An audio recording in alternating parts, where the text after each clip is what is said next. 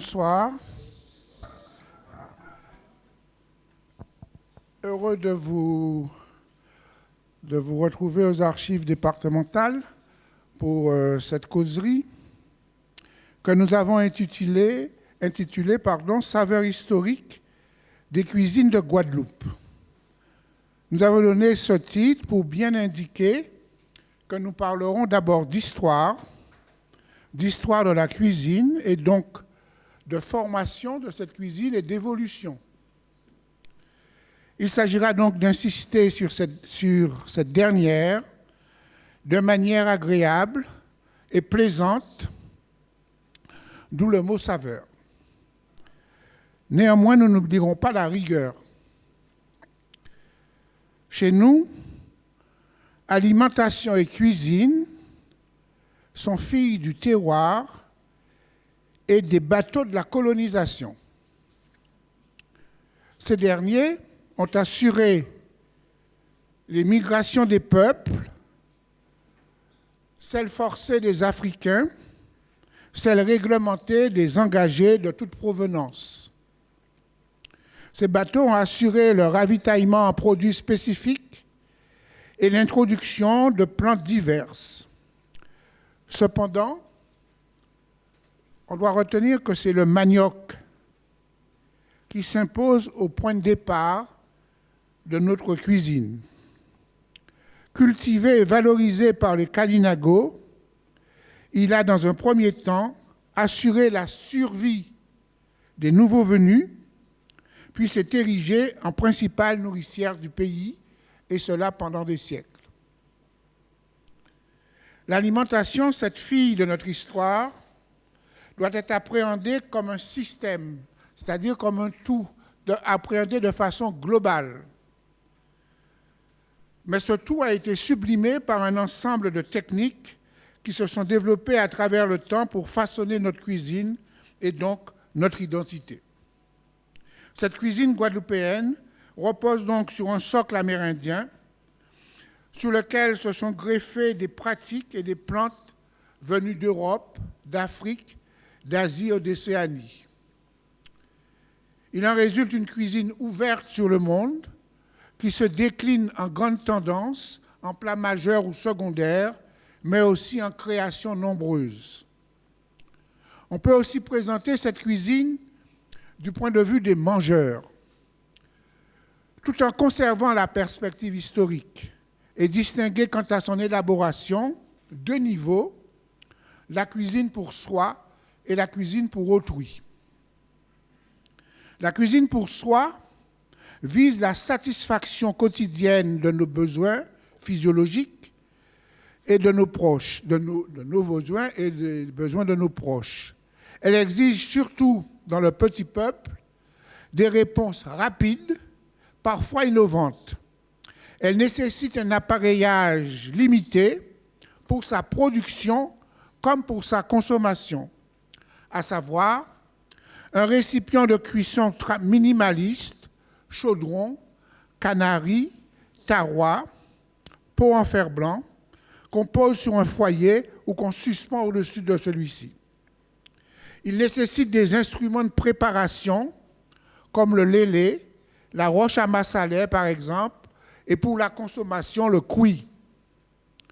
Avec le temps, les outils se perfectionnent, le réchaud à charbon se substitue au fouillé du fait et l'assiette remplace le cuit. Cette cuisine d'esclaves, de petits blancs, de nouveaux libres et de travailleurs agricoles indiens est une cuisine inventive. L'esclave de houx, auquel le maître a concédé le samedi pour la préparation et l'entretien du jardin nourricier, doit au quotidien résoudre l'équation de sa conservation physique, même quand il reçoit en dotation des produits de mauvaise qualité, comme l'affirme Félix Longin, qui a assisté à plusieurs reprises à la distribution de l'ordinaire. Avec lui, à la veille de la Révolution, le poète guadeloupéen Nicolas Germain-Léonard, c'est un de nos plus grands poètes, souvent ignoré d'ailleurs, il écrit « J'ai vu des habitants acheter des barils de morue, de harengs gâtés pour leurs nègres. Ils aiment mieux les empoisonner à peu de frais que de payer plus cher une nourriture salubre. Ce n'est pas la généralité, mais cela souligne qu'il fallait à certains une grande capacité créatrice pour accommoder même des produits infects.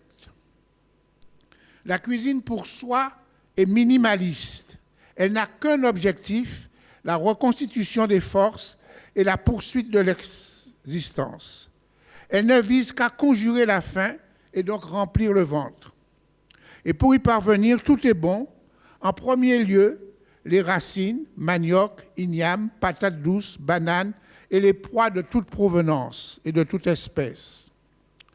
Son inventivité l'a conduit à créer, à concevoir des combinaisons en fonction des saisons, de la disponibilité des produits et en puisant dans son passé et son expérience culinaire. L'engagé indien, lui aussi souscrit à la cuisine pour soi, en préférant la distribution de riz cuit à celle du riz cru, à celle de riz cuit. Il faut y voir le souci de la pureté, mais pas seulement, puisqu'il n'hésite pas à trafiquer avec les nègres. Cette pratique lui permet d'associer les plantes indiennes et locales pour la préparation du colombo, la sauce d'accompagnement bien connue ou simplement pour habiller le riz. Bien plus tard, nous retrouvons la poursuite de cette inventivité chez les paysans pauvres des campagnes et les gens des bourgs et des villes. Qu'est-ce qui, à part le manque, peut expliquer le mélange du riz et du fruit à pain, deux féculents? Qu'est-ce qui peut expliquer cette appétence pour les mélanges du riz avec tous les légumes et d'autres encore? Qu'est-ce qui peut expliquer la création du bébélé Marie-Galanté, sinon la valorisation des riens et des restes? Qu'est-ce qui peut expliquer cette virtuosité avec la morue? Ce poisson salé a sur le frais un avantage indéniable. Avec un demi-quart de morue, vous pouvez réaliser une sauce.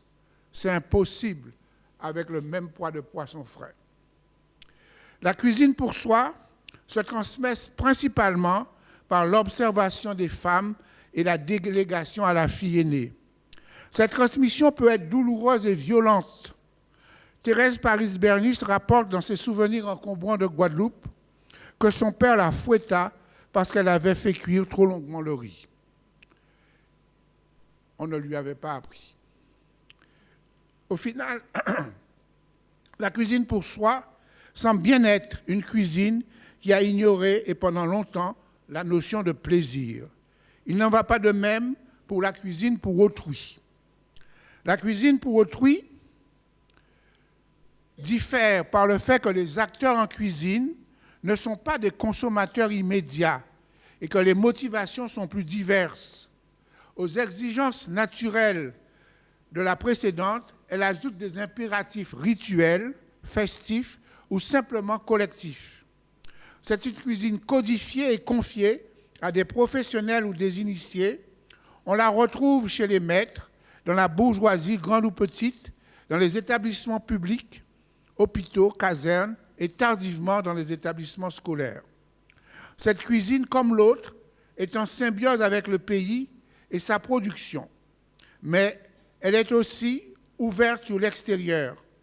Cette cuisine pour autrui devient festive à l'occasion des mariages, d'assemblées générales de mutuelles et des banquets politiques.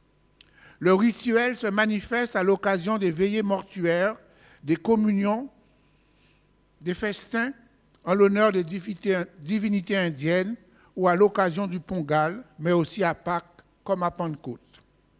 La cuisine pour autrui couvre aussi le champ commercial avec la restauration en établissement ou avec les marchandes de manger bouilli qui vendent sur les trottoirs.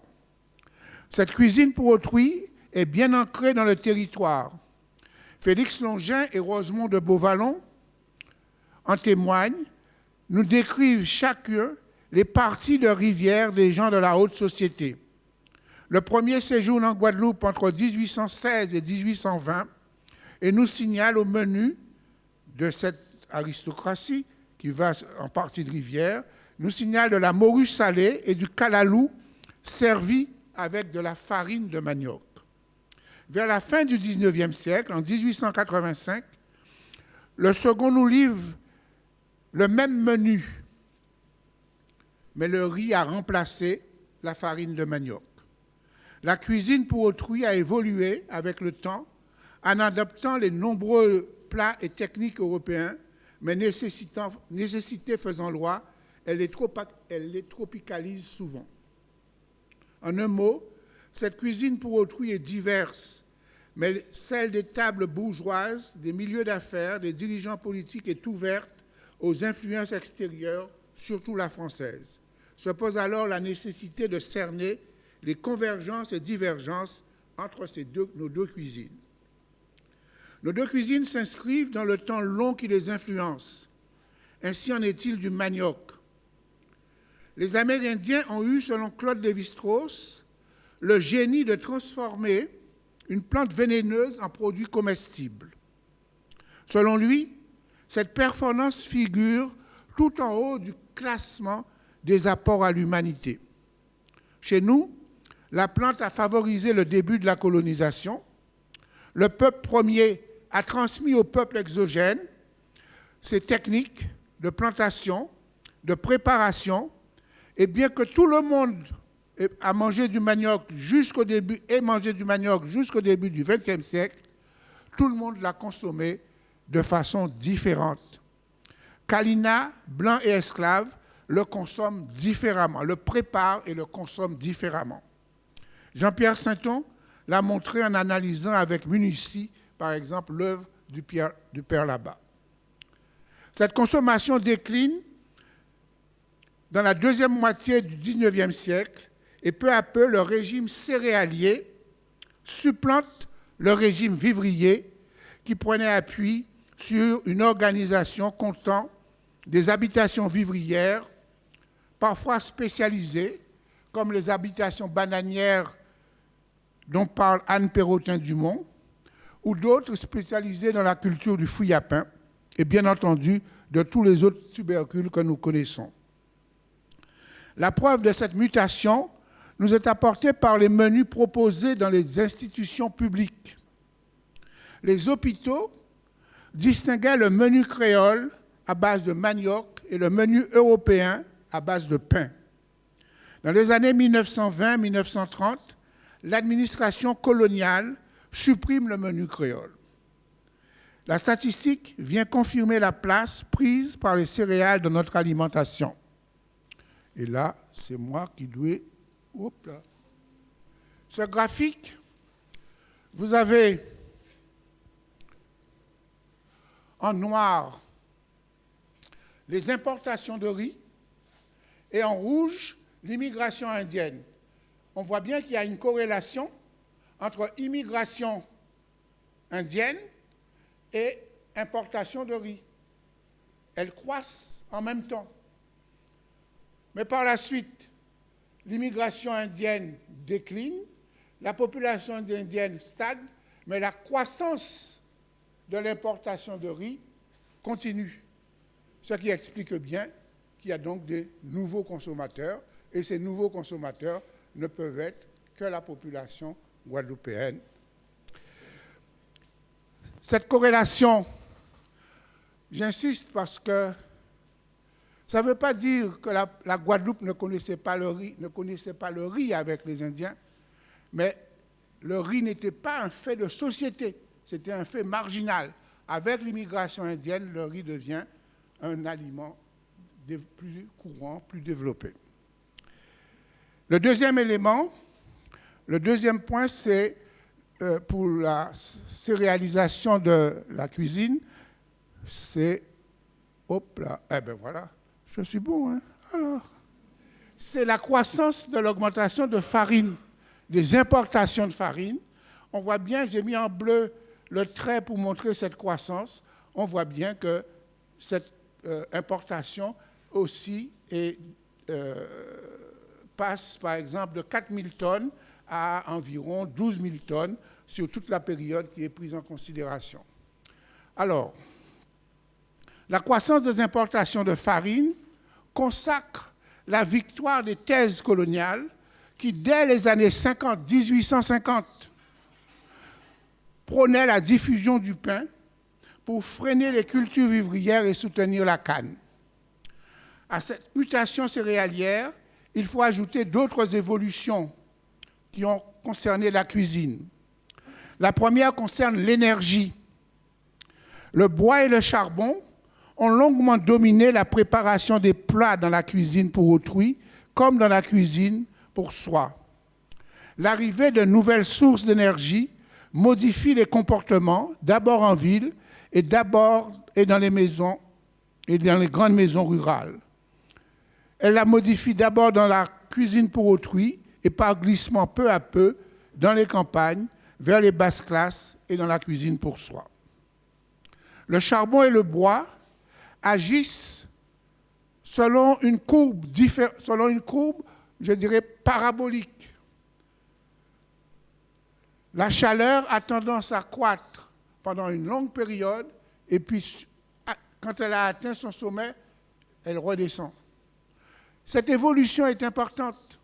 Elle permet aux gens qui font la cuisine justement de se libérer de leur présence, de libérer d'une attention. C'est pour ça que très souvent, les femmes ou les servantes pouvaient mettre sur le feu quelque chose et puis partir à la messe et revenir.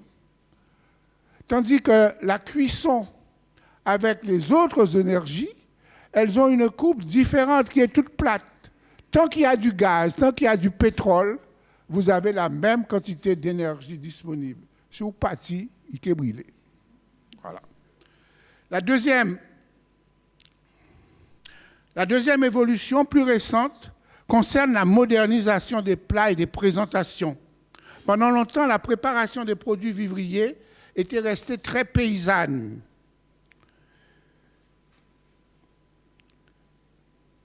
Bouillie à gros sel pour la consommation brute du produit.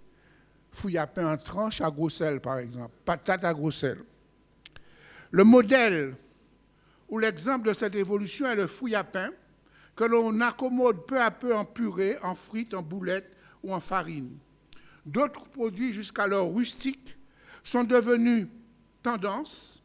Il en est ainsi des boquites qui, disons-le, est passé de la fonction de comblage, de dépris, de roue de secours à celle de produits phares, en particulier dans la restauration rapide. En conclusion, l'histoire, avons-nous dit en introduction, a façonné notre cuisine et nos goûts. L'exemple le plus parlant reste notre appétence pour les viandes salées et la morue. Ce poisson nous accompagne en chiquetaille, en sauce, en accra, avec du riz. Les critiques d'Alexandre Buffon, alors directeur de l'agriculture dans les années 30, le renchérissement de la morue, voire les remarques des diététiciens actuels, n'entament pas sa présence. Notre consommation de riz n'égale pas celle des Haïtiens, qui sont par ailleurs des producteurs, mais notre consommation diffère de celle du Sénégal, une autre colonie française. Dans celle-ci, au Sénégal, on apprécie la brisure de riz. Quoique producteurs en Casamance, ils n'en ont pas moins un héritage colonial en ce domaine. Le ravitaillement en brisure importée d'Indochine, moins coûteux pour l'alimentation des travailleurs de l'arachide, a persisté. Le colon est parti, mais la brisure est restée.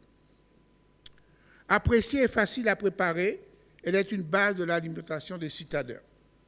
Chez nous, la présence du riz, la présence indienne, a laissé le goût du riz entier. Mais pas seulement, elle a eu des influences plus larges. Celle du curry est majeure, même s'il en existe d'autres, comme celui des mélanges. Au-delà de la simple préparation des aliments en vue d'une consommation régénératrice et agréable, la cuisine s'avère un marqueur culturel d'importance. les peuples, à partir des mêmes produits, offriront des mets aux saveurs différentes. J'en veux par exemple le riz et haricots rouges que nous partageons avec les Péruviens et les Brésiliens, ou encore le poulpe ou le chartreux. À la Guadeloupe, comme dans le reste de la Caraïbe, la cuisine est fille de la colonisation, c'est-à-dire de la fusion des productions indigènes, des apports des différents peuples qui s'y sont enracinés et des importations. Même les groupes très minoritaires sont parvenus à transmettre des pratiques culinaires. Je pense ici aux Syriens et aux Libanais qui, par l'intermédiaire de leurs servantes, ont introduit le riz vlopé. En réalité, le dolma a été transformé. Les feuilles de vigne se sont substituées, les feuilles de chou, se sont substituées à celles de vigne pour l'enveloppage du riz. Nos deux cuisines s'inscrivent dans le cours historique de la colonisation avec l'esclavage, son abolition, les flux migratoires désengagés. Ils ont produit et ont promu des produits et affecté des cultures. Plus près de nous, le passage de la société d'habitation à la société de consommation et les immigrations contemporaines ont introduit des mets et des pratiques nouvelles. Je veux pour exemple le fait que les Guadeloupéens aujourd'hui vont au restaurant et demandent du riz John, par exemple. C'est ça. En outre, ces deux cuisines s'interprénètent. La cuisine pour autrui a deux entrées. L'une aspire à ce qui vient de l'extérieur, la garde telle qu'elle ou l'adapte, puis la diffuse dans le corps social à l'occasion des moments festifs. La deuxième entrée de la cuisine pour autrui s'ouvre sur le terroir, la tradition, la cuisine pour soi. Elle reprend les plats populaires et leur apporte de la sophistication et ouvre la porte à la gastronomie. Maryse Condé, dans Victoire, les saveurs et les mots, nous donne un exemple de cela. Je vous donne un menu. Donc, j'ai mangé ça, boudin roissou. Petit burgot aux pousses d'épinards et aux feuilles de ciguine. Langouste aux mangues vertes. Porte caramélisée au vieux rhum, du quénois et au gingembre. Fricassé de lapin aux oranges bourbonnaises. Gratin de Christophine, gratin de pommes de citer vertes, gratin de banane poteau. Enfin, les deux cuisines s'influencent dans la manière de consommer les plats. Initialement, la cuisine pour soi se prend dans le cuit.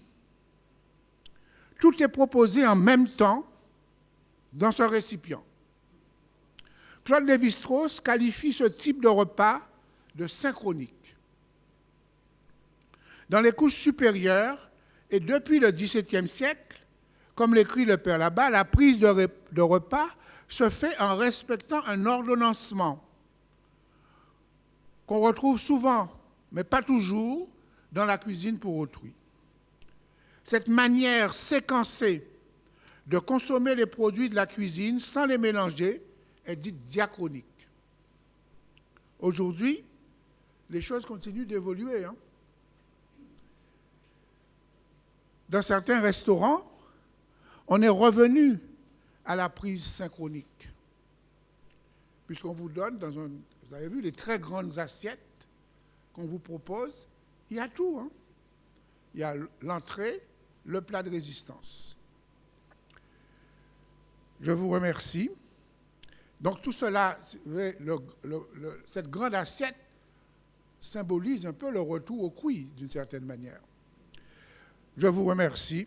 Bonne saveur musicale avec Franck Garin.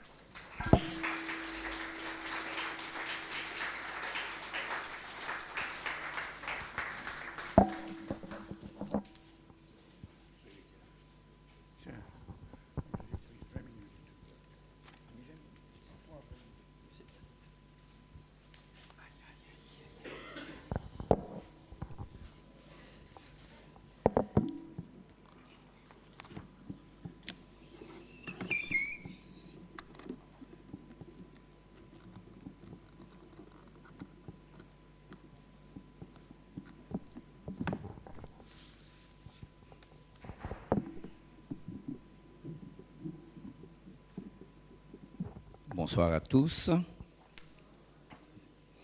Je remercie la Société d'Histoire et plus particulièrement son président de m'avoir invité à partager cette causerie que nous avons, que M. Boutin, M. le Président, a intitulée donc « Saveurs musicales et historiques des cuisines de Guadeloupe ».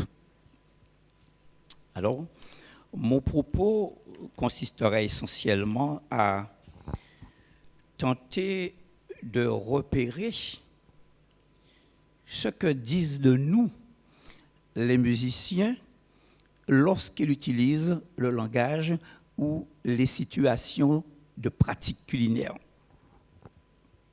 Tout simplement et très modestement. Et je vais émailler donc ce propos par quelques petites capsules musicales, histoire de rappeler de manière nostalgique des chansons de notre passé. J'ai travaillé sur une vingtaine de chansons que j'ai retrouvées au fur et à mesure comme ça de mes pérégrinations.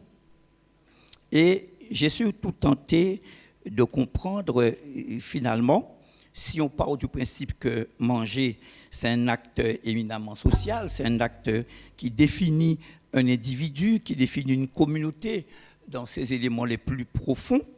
Ce n'est pas un rôle banal qui consiste à peser une pulsion primitive. Manger, c'est un rituel qui est porteur de sens. C'est un langage qui est chargé d'informations identitaires. La musique, sa production est un instantané d'un moment du vécu d'une société. Alors finalement, pourquoi ne pas tenter d'interpréter les différentes photographies de la société auxquelles nous renvoient les auteurs de chansons guadeloupéennes lorsqu'ils évoquent les pratiques culinaires. Alors, la première photographie, si je puis dire, c'est celle qui consiste à repérer l'alimentation comme moyen de reproduction de l'ordre du genre ou comme objet central du contrat tacite homme-femme. Alors moi, j'ai mis un point d'interrogation, puisque finalement, il s'agit quelque part ou d'aller dans le sens des théoriciens du genre. François Héritier met en avant la notion de valence différentielle en faveur des hommes et une approche qui supposerait que dans la famille traditionnelle, bon, cela se passe avec une domination certaine de l'homme. Nous, en réalité, ce que nous défendons, c'est l'existence d'un contrat tacite qui existerait dans la société sortie de l'esclavage, un contrat tacite entre l'homme, la femme, et un contrat tacite au terme duquel, finalement, l'homme serait le pourvoyeur, on pourrait dire le haut de bilan, la femme, celle qui fait fonctionner, et dans le but donc de garantir la stabilité du groupe familial. Alors, il ne faut pas y voir la permanence d'un principe structural de domination masculine, mais tout au moins l'existence d'un contrat. Alors, comment cela se manifeste, même si la réalité est plus complexe, comment cela va-t-il se manifester lorsqu'on examine donc les pratiques culinaires? Il appartient à l'homme de fournir de quoi se nourrir, de fournir la matière. Il appartient à la femme de nourrir. Voilà. Ne me parlez pas des enfants, ils sont éduqués à obéir et à attendre le bon vouloir des adultes. Alors, j'avais prévu de projeter tout simplement. Alors, le temps pour moi de repérer, puisque j'ai dû modifier un petit peu ma présentation et de m'adapter au contexte. Voilà. Ça, c'est mon exposé. Donc, je reviens sur mon propos central. Il appartient donc à l'homme de fournir la matière, de fournir de quoi se nourrir. Et on le repère facilement dans une chanson de Chabin, dont je propose d'écouter un extrait, si ça passe. Eh bien non, Donc, je reprends le propos et remettre l'extrait dans son contexte. Donc, dans cette espèce de contrat tacite, donc la chose qui n'est pas écrite, il appartient à l'homme de fournir la matière. Et on retrouve ça notamment dans une chanson de Chabin.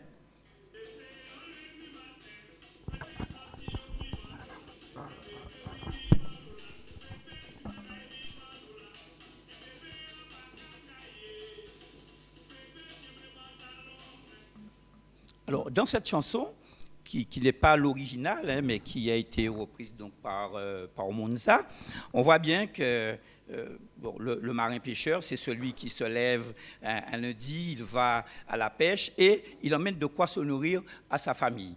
On retrouve le même style, toujours chez Chabin. C'est un homme dont, en principe, la femme ne manque de rien.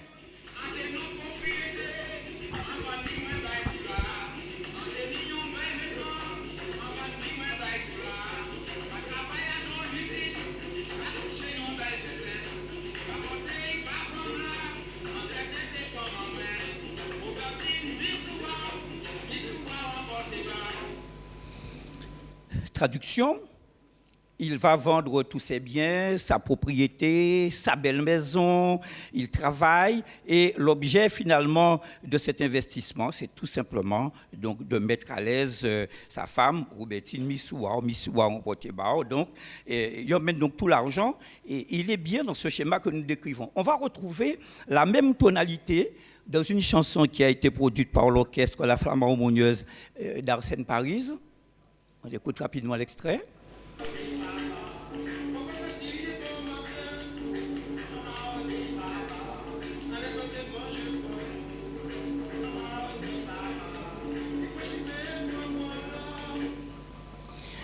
Bien évidemment, c'est aussi donc l'histoire d'un père de famille qui s'en va donc très tôt, il va dans les bois, dit-on, afin de prévoir à la pitance de sa famille. On va retrouver la même chose aussi chez Kassav dans Ziam.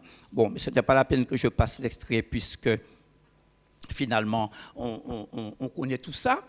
J'ai envie de dire aussi que c'est le même élan que prend Anzala dans une fameuse chanson qui s'appelle Tifila.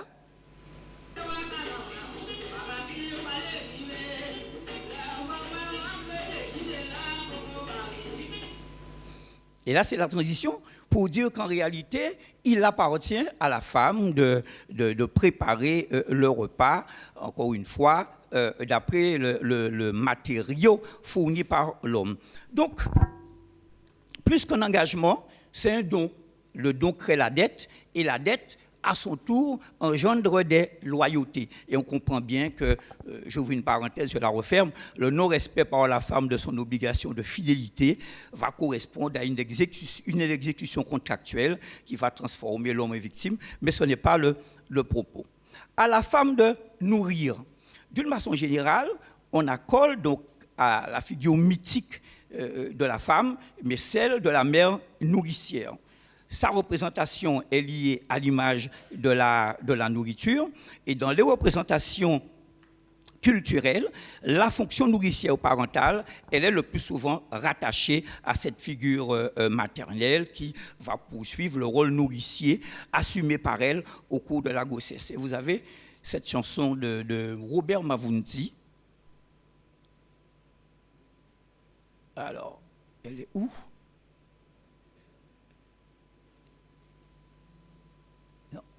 Ce n'est pas elle, mais enfin.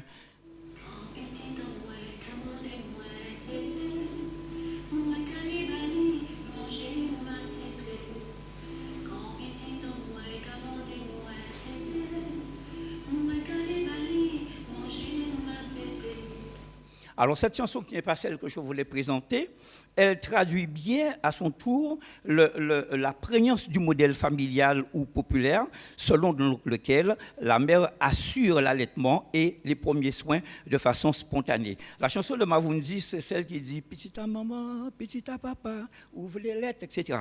Alors, c'est ça.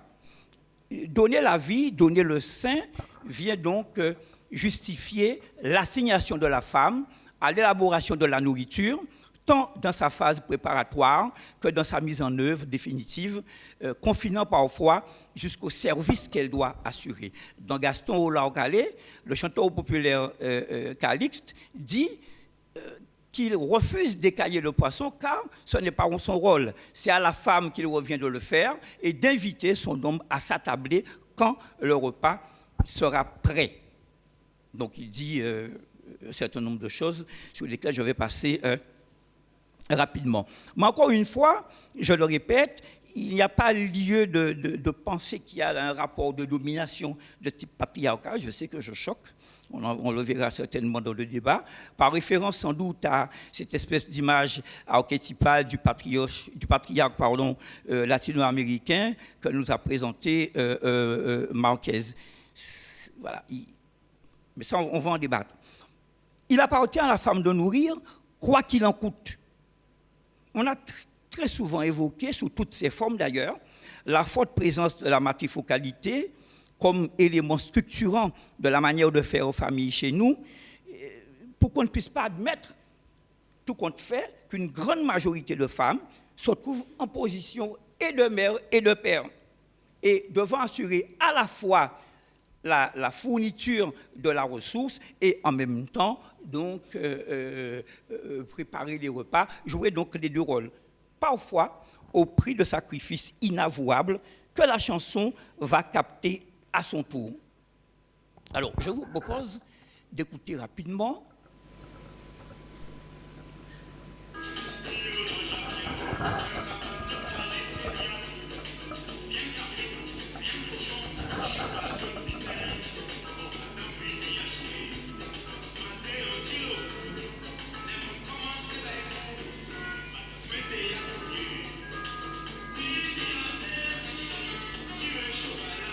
On va arrêter là, il y en a qui sont déjà emballés. On a le même type de chanson du côté des frères Les Raymond, mais je ne l'ai pas retrouvé. Les frères Les Raymond sont de Bémao, ils chantent les veillées et mortuaires, et une chanson qui s'appelle « Des gauchers ont demoiselles, ça qu'a fait qu'on met. Des gauchers ont demoiselles, combien de coups ça qu'a fait ». C'est quoi en fait? C'est l'histoire d'une femme qui va voir le marin pêcheur et qui estime, quand il dit dégaucher, ça a fait combien de coups. On a bien compris qu'il s'agit là de sexualité transactionnelle. Ces sexualités transactionnelles, chez nous, elles sont protéiformes. Le loyer, l'éducation des enfants, les livres, etc. Mais elles sont axées plus particulièrement sur l'alimentation quand la femme est démunie de ressources. Et dans notre société, à peine sortis de l'habitation, les offreurs de nourriture, je mets ça entre guillemets, le boucher, le commerçant du quartier, parfois l'enseignant, parfois le médecin, lesquels sont souvent à la tête d'une famille nombreuse, d'une prodigieuse et d'une nombreuse progéniture. Cette vision du rôle de la femme dans le foyer va se traduire différemment selon les milieux. Et il convient de se demander, est-ce que la nourriture, ce n'est pas un indicateur de la différence des rôles féminins et des inégalités? Indicateur de la différence des rôles féminins et des inégalités. Dans les familles à faible revenu, on valorise le rôle de la cuisinière. Et elle-même est valorisée par le sens pratique, cette capacité qu'elle a de combiner avec tout ce qu'il y a autour. Mais dans tous les milieux, ça ne fonctionne pas comme ça. On a des milieux où l'exécution du repas est d'abord l'affaire des domestiques et elle se déroule donc sous les ordres de la maîtresse de maison. Ces domestiques, ces cuisinières sont repérées comme une classe sociale, on va dire ça comme ça, un petit peu de désordre dans...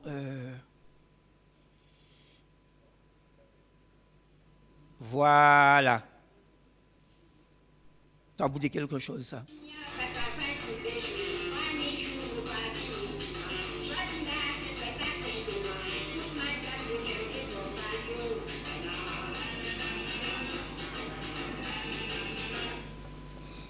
on a bien compris qu'à travers cette chanson, Mme Lise Mavunzi revendique son appartenance à la catégorie des cuisinières, des gens qui travaillent et qui décident, parce que c'est la Saint-Laurent, donc de défiler tête cantée sur les côtés, histoire de... Et elle dit surtout, toute madame débouillée coraillot. Donc aujourd'hui, on n'est pas au service d'eux. On va retrouver la même intonation dans une chanson que vous connaissez tous.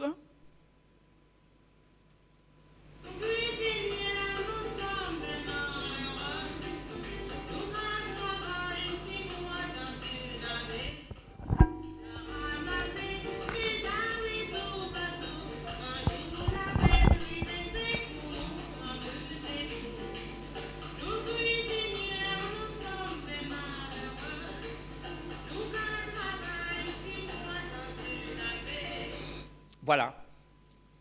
Ce sont des personnes qui vivent de bas revenus et à l'instar d'une jeune femme dont le nom apparaît dans les chansons.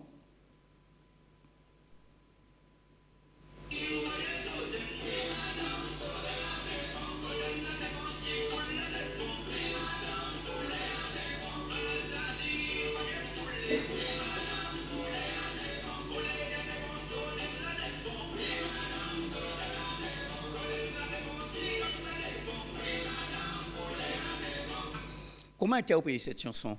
Anastasie travaille au service d'eux et elle aura commis un menu larcin consistant à subtiliser une pièce importante du repas, un morceau de poulet, ce qui n'est pas passé inaperçu aux yeux de la maîtresse de maison qui lui demande « Anastasie, vous mangez pour là ?» Et elle répond fièrement « Oui, madame, passe pour là, t'es bon ».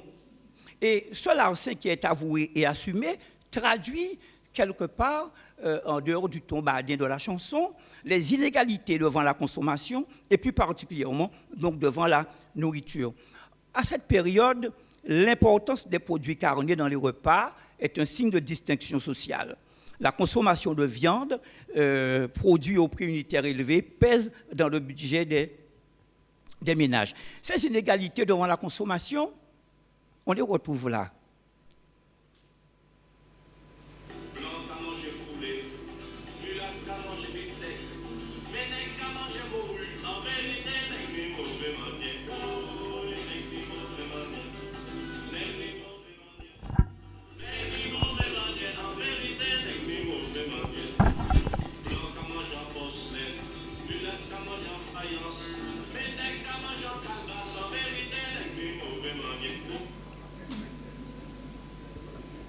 J'adore cette chanson. C'est de l'autodérision. Mais c'est le reflet d'une société avec ses inégalités.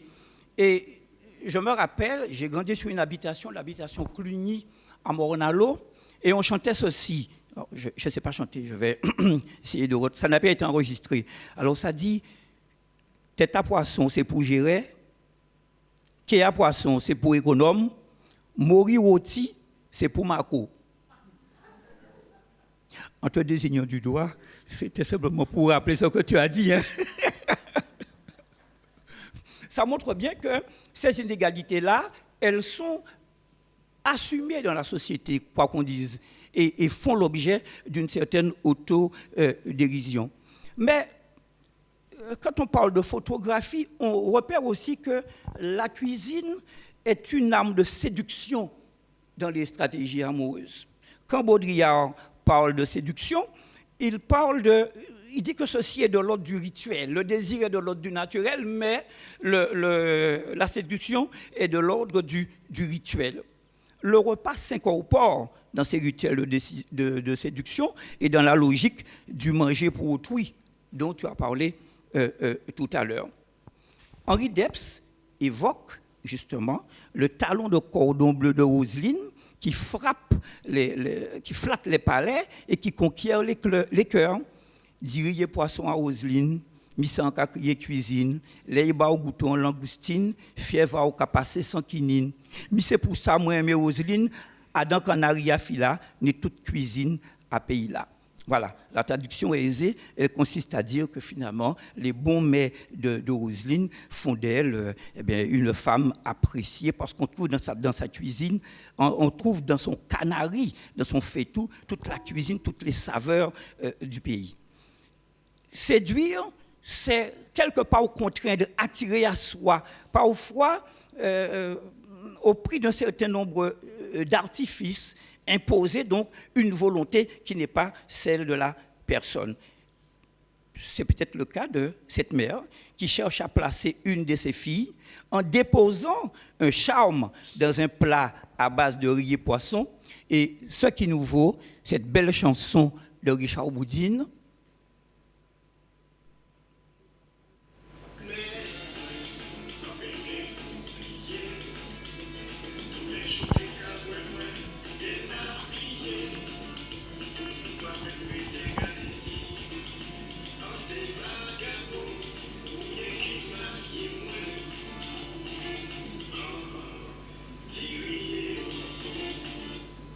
Alors, ceux qui ont mon âge se rappellent cette chanson que nous fredonnions à l'époque, mais elle commence par « Belle-mère, moi, ma belle-mère ».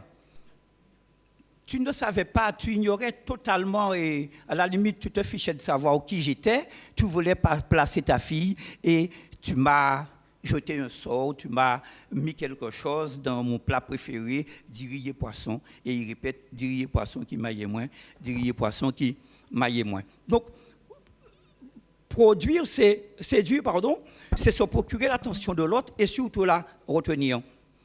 La flamme amoureuse, s'entretient par des pratiques magico-religieuses et on va saler. Tu as parlé de la salaison, de la conservation. C'est un acte qui consiste effectivement à pérenniser un repas, mais aussi à pérenniser une relation. Et ça se passe comme ça.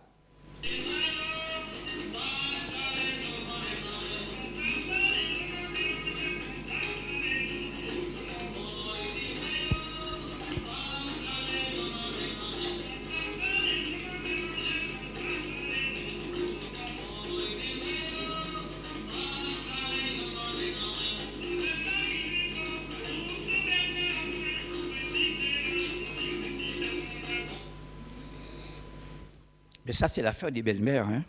Elles doivent gérer une progéniture importante. Et il faut, comme cela se passait dans les contrées paysannes, il faut marier, il faut faire sortir un petit peu de la maison, garder les bras sans doute pour le travail de la canne, etc. Mais surtout, entre guillemets, se débarrasser des filles, et tous les moyens sont bons. Saler l'homme en bélangeais et goût concombre. Voilà, et j'observe que ce sont des fruits, des légumes fruits qui ont beaucoup de graines. Donc, en espérant que la relation puisse continuer et se multiplier donc dans le temps. Alors, autre photographie, et tu l'as évoqué tout à l'heure, on repère qu'il y a des espaces sociaux du manger qui sont exprimés donc par la musique. Alors moi, je ne voudrais pas reprendre toute la théorie sur les espaces sociaux, etc. Mais toujours dire que chez nous, l'espace social le plus important reste encore l'habitat, la maison. C'est, quand on écoute du riz et poisson, on est invité à manger chez la future belle-mère. On ne sait pas encore ce qui va se passer, mais ça se passe dans la maison. Et on suppose que l'homme, il est assis, qu'il est invité à manger. Et d'ailleurs, c'est pareil dans Gaston au Calais. Gaston dit que finalement, après que bébé ait préparé le vivano, elle a appelé son homme à s'asseoir pour qu'on puisse déjeuner. Alors, les chansons ne disent pas vraiment si tout le monde mange ensemble, s'il y a une réelle commensalité, si ça donne lieu à une mise en scène ritualisée de partage plus qu'alimentaire. On ne dit pas tout ça, mais on est un peu plus explicite quand il s'agit effectivement de l'espace du dehors. L'espace du dehors qui est présenté comme un espace festif, mais aussi aléatoire. Pas que, tu l'as dit tout à l'heure, mais les chansons que nous avons retrouvées traduisent cela. Comme celle-ci, par exemple.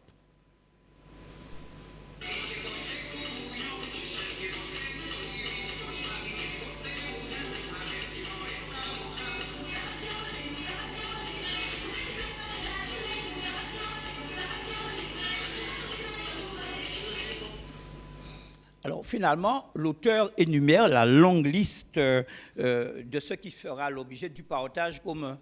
Voilà, un tel emmènera ça, un tel emmènera ça. Et c'est un peu ce qui caractérise l'espace du dehors, à la bonne franquette, où on a tendance effectivement à partager. Mais l'espace du dehors, censé appartenir à tout le monde, n'est-ce pas? Eh bien, on va parfois vouloir faire société, faire plaisir à tout le monde. Et on retrouve ça dans une chanson de Monza, justement. Pas Monza, Michel Laurent.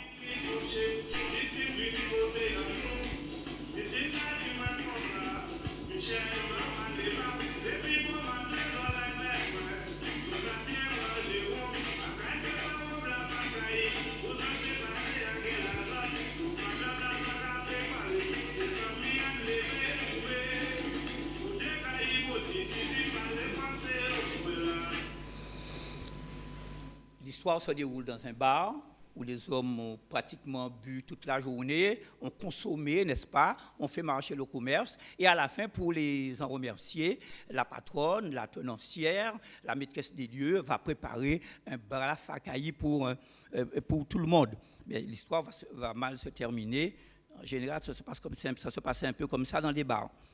Alors, la cuisine aussi comme support de la grivoiserie élégante, j'ose dire ça, en musique.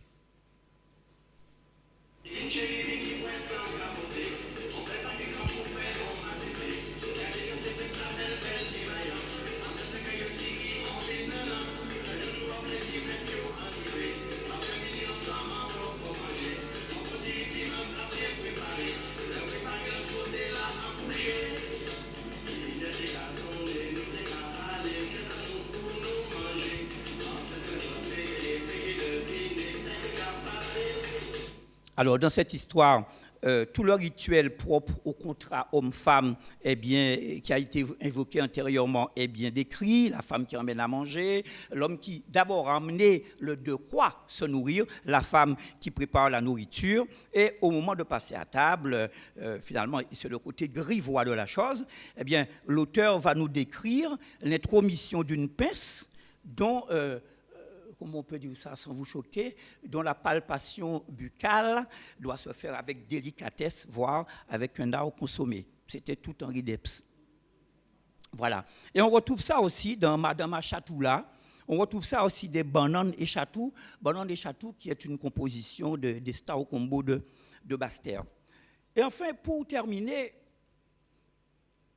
et reprendre un peu le propos du professeur Boutin, il s'est constitué, pendant l'histoire de notre pays, une espèce de modèle guadeloupéen populaire, basé sur les cultures populaires, sur les cultures vivrières, les salaisons, les céréales, un peu comme ce socle majeur de la nourriture.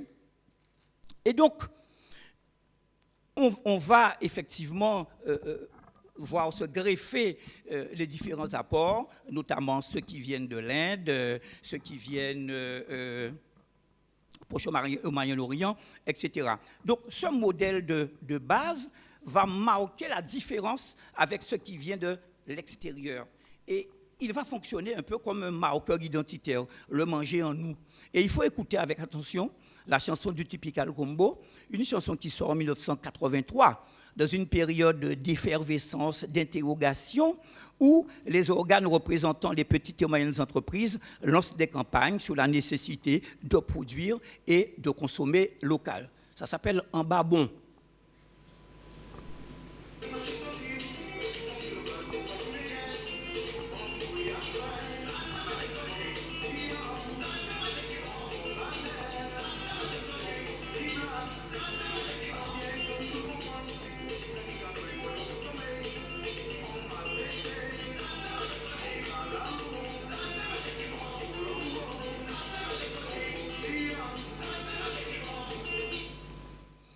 Mais en fait, je voulais dire que les auteurs n'ont pas attendu qu'il y ait cette espèce de contestation, entre guillemets, de la mondialisation, une forme de retour un peu particulier sur le nous-mêmes, pour parler justement de ce socle antillais, de ce manger local.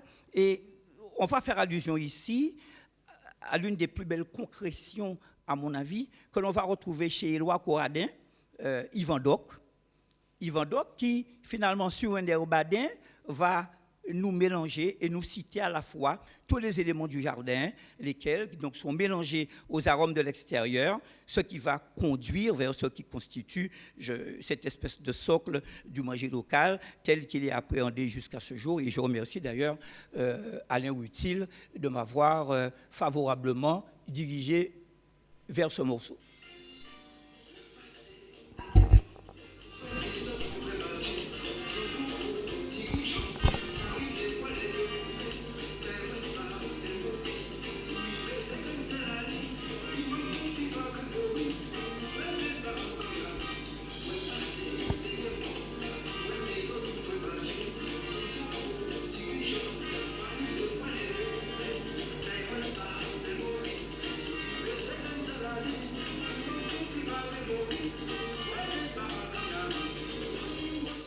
Alors, ouvrez débat en Canaries.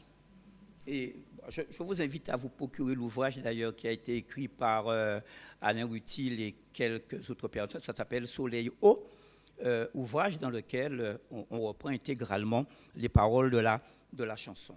Cette espèce de discours identitaire, on va le retrouver aussi, et je termine, dans la chanson de Jomimi, et n'y voyez aucune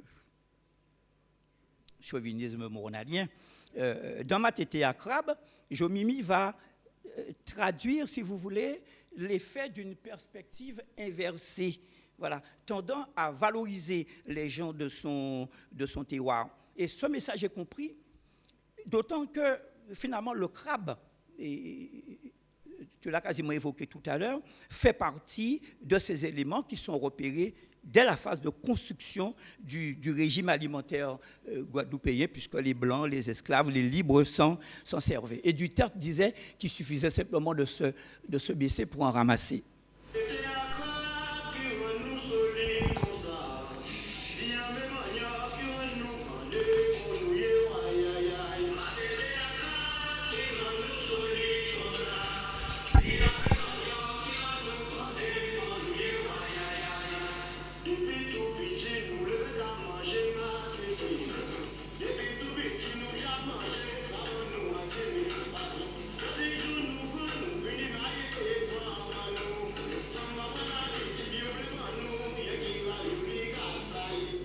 Le comportement de la cuisinière a évolué, puisque au lieu du matété traditionnel, elle rentre dans la modernité et elle offre le ravioli, quoique cela fait partie, quelque part, de ce qui vient conforter le socle traditionnel. Alors, en conclusion, moi je vais la lire pour aller plus vite.